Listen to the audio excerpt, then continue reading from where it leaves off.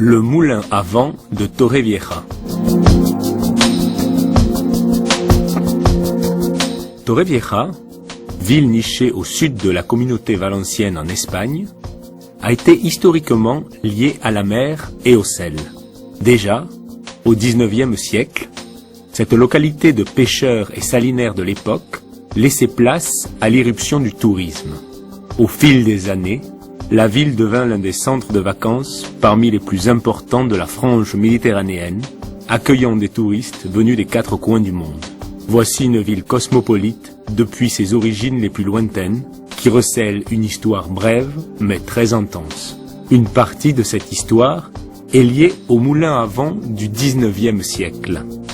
De véritables gratte-ciel du paysage de l'époque, rattachés au broyage des céréales et du sel.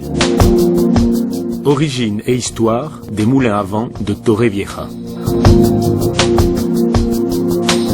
La construction de ces moulins commença vers l'an 1860, de l'est à l'ouest, dans la partie nord et élevée de Torrevieja. Les propriétaires de ces moulins provenaient des localités voisines de San Pedro del Pinatar et de Pilar de la Horadada. Avec le temps, d'autres constructions s'érigèrent autour de ces moulins, ce qui donna naissance au quartier homonyme Barrio Molinos, connu de nos jours sous le nom de Barrio del Calvario, soit dit en passant le point culminant de la ville. Plusieurs moulins existaient à cette époque, parmi lesquels celui de José Ballester Garcia, plus connu sous le nom de El Rampaína, qui parvint à Torrevieja en provenance de Pilar de la Horadada. Ce moulin, dont vous voyez ici la réplique, se trouvait à 100 mètres environ au sud-est de l'actuelle place del Calvario. El Rampaína installa un deuxième moulin en 1883 aux alentours de la gare pour son fils José Ballester Montesinos. Ce furent les deux derniers moulins à vent construits à Torrevieja. Mais ce n'étaient pas les seuls moulins à vent de la ville. Les chroniques locales de l'époque en citent un près de la rue del Pozo, de nos jours Diego Ramirez, et un autre sous le nom de Ramón Torres, situé dans la partie est de la ville. Ce dernier cessa de fonctionner au début du XXe siècle lorsque la famille vendit le moulin. Vers la moitié du XXe siècle, la tour du moulin sur laquelle avait été construit une sorte de belvédère, auquel on accédait par un escalier intérieur, restait toujours sur pied dans l'anciennement connu sous le nom de Cerco Garcia.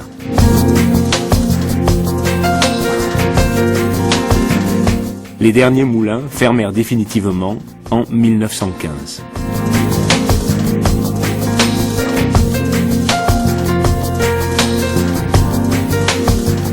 Le moulin actuel.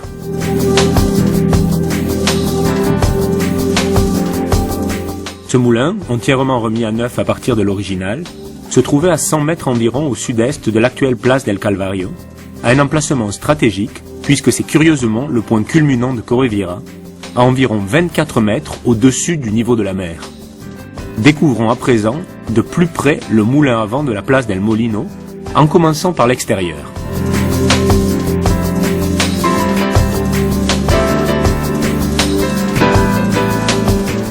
Caractéristiques externes du moulin. Le moulin à vent, dans lequel vous vous trouvez, mesure 10 mètres environ et se divise sur 3 étages. Comme vous pouvez le voir, sa forme conique est justifiée par le besoin de supporter l'important poids de sa partie supérieure, laquelle recèle toute la machinerie. Vous remarquerez que ce moulin a été bâti à base de pierre, chaux et ciment. Observez attentivement les portes et les fenêtres du moulin. Elles ont été placées dans l'axe nord-sud pour assurer une bonne ventilation et éviter ainsi l'accumulation de poussière à l'intérieur. Savez-vous à quoi sert la barrière extérieure en bois qui entoure le moulin? Elle avait une fonction principale de protection et servait notamment à éviter tout accident avec les ailes. À noter que les ailes du moulin peuvent tourner jusqu'à 360 degrés à l'aide de la queue, la poutre en bois fixée à la toiture située près de la porte par laquelle vous êtes entré. Ainsi, en fonction de la direction du vent, les ailes, l'arbre moteur du moulin, le mécanisme interne et les poutres intérieures de la toiture peuvent tourner dans un même bloc. Un autre détail curieux à l'extérieur du moulin est cette sorte de banc qui entoure la partie basse du moulin. Sa fonction n'était autre que de faciliter le chargement des sacs de blé ou de sel qui allaient être broyés car sa position légèrement surélevée par rapport au sol permettait à l'ouvrier de charger plus aisément les sacs sur son dos.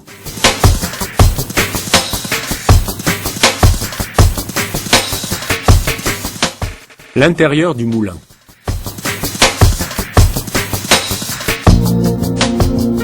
À l'intérieur du moulin, on remarque surtout les 3 étages, chacun ayant sa propre fonction.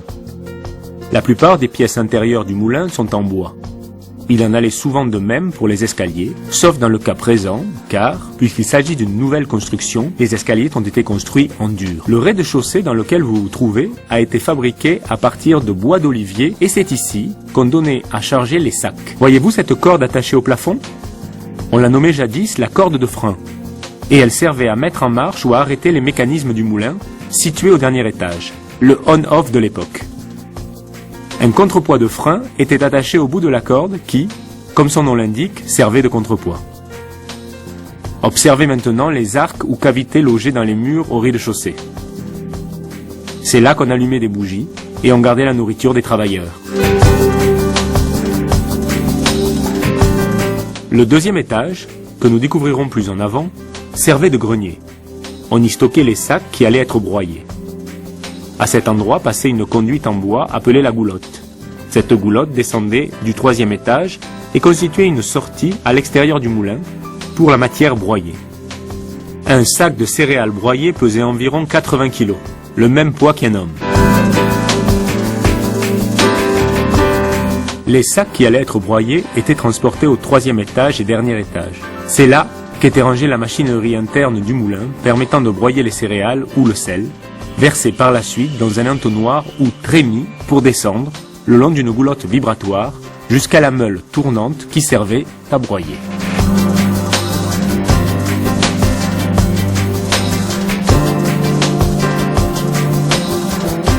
Comment fonctionne un moulin à vent? Comme nous avons déjà dit, la machinerie du moulin se situe au dernier étage. Tout d'abord, il nous faut distinguer la machinerie interne de l'externe, lesquelles, ensemble, rendent possible l'action de broyage. Les 2 machineries sont reliées par une ouverture présente dans la toiture à travers de l'axe principal du moulin. La machinerie externe se compose principalement des voiles qui caractérisent par un axe hexagonal dont la forme optimise l'utilisation du vent. La partie saillante de cet axe central, communément appelée vergue, sert de point de fixation additionnel pour les voiles, en plus de servir de contrepoids en évitant ainsi la rupture du mécanisme principal. Sur cet axe central sont placées les ailes transversales en bois, où sont fixées les voiles en toile.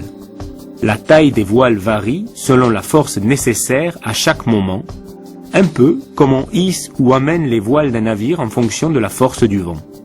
Ces paramètres s'avéraient essentiels pour obtenir un équilibre parfait, une besogne non dénuée de difficulté pour le meunier et son assistant, surtout si l'on tient compte du fait que la force de ces ailes était capable de déplacer un navire de 40 mètres de longueur et environ 250 tonnes, en atteignant des vitesses de rotation qui avoisinaient les 30 km/h.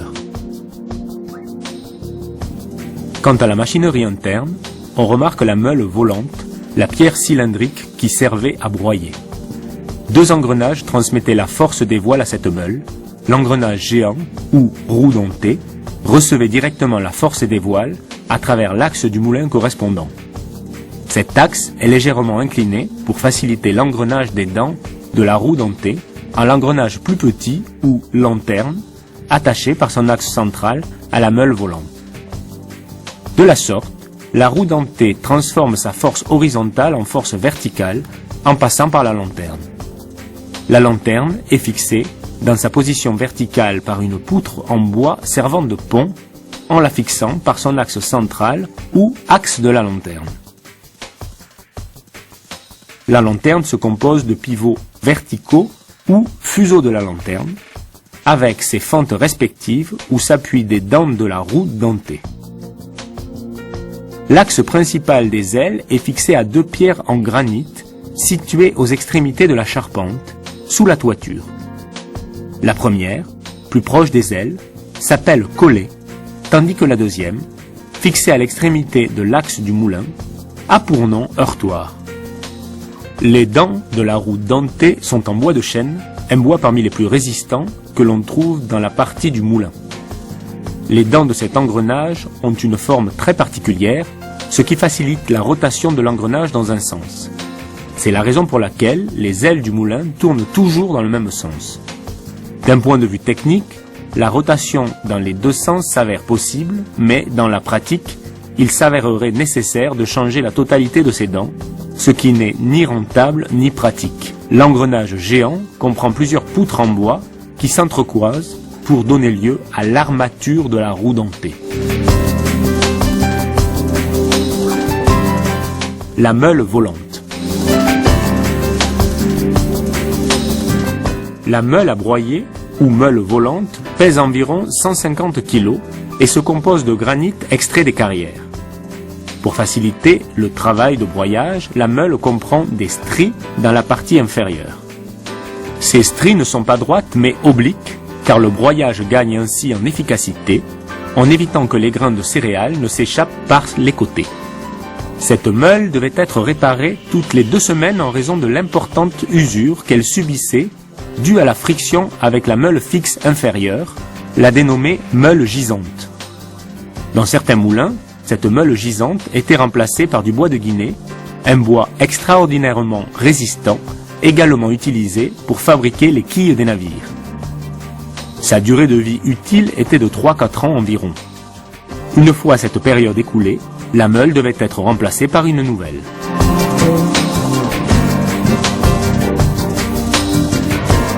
Que melaient les moulins à vent de Torrevieja? Toutes sortes de produits étaient broyés dans les moulins, du blé jusqu'au sel, avec une granulométrie, au choix en variant de la hauteur existante entre la meule volante et la meule gisante. Avant de changer le produit à broyer, la meule volante était soulevée puis nettoyée avant de reprendre le travail. Cependant, en raison de son poids, soulever la meule volante n'était pas de tout repos. C'est pourquoi on utilisait un levier qui, à son tour, était relié à la corde de frein qui se trouvait au rez-de-chaussée. En actionnant ce système, le moulin cessait de broyer mais tournait toujours. Comment arrêtait-on un moulin à vent? Pour freiner l'axe central du moulin, l'arbre moteur relié aux ailes, un autre type de frein, plus complexe et semblable au frein à tambour de certaines voitures modernes, devait être actionné. De la sorte, le patin autour de la roue dentée se fermait et s'ouvrait en actionnant un autre levier attaché à un contrepoids. Certaines parties de ce frein étaient en bois de chêne pour assurer une friction progressive, en empêchant ainsi toute rupture du mécanisme. Après avoir mis le frein, celui-ci était attaché à des chaînes et à une ancre. Ce frein était tendu par des câbles afin de garder une distance similaire par rapport à l'engrenage géant dans chaque partie de sa circonférence et maintenir ainsi un certain équilibre. La toiture du moulin. Au-dessus de tous ces mécanismes se trouvait la toiture du moulin. Celle-ci se compose de 2 couches de bois mises en place sur 2 niveaux. L'intérieur se compose de fines poutres servant de renfort, les chevrons. Le support principal se compose d'une poutre en bois plus épaisse, dont la pointe saillante est reliée à la queue. La toiture pèse environ 15 tonnes, c'est pourquoi on employait des planches de bois lourdes et très solides pour fabriquer les poutres du moulin. La toiture s'appuie sur un ensemble de poutres. On remarque 3 types: sommière, bourdon et armature. Sommière est un ensemble de poutres entrecroisées qui forment une croisée qui repose sur le bourdon, tandis que le bourdon est l'axe en bois qui tourne sur l'anneau, complété par l'armature.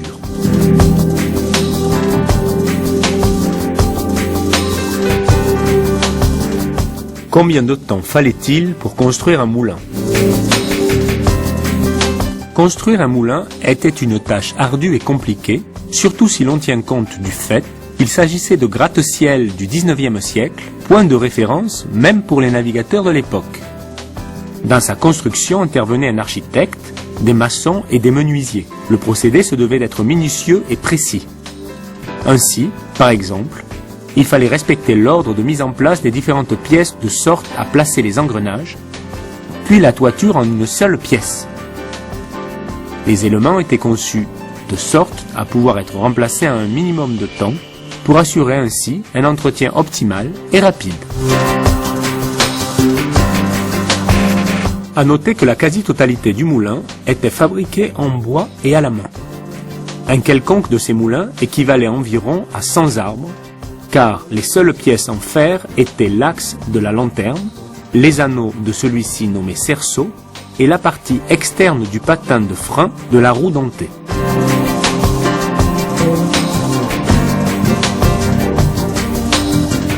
Une journée de travail au moulin.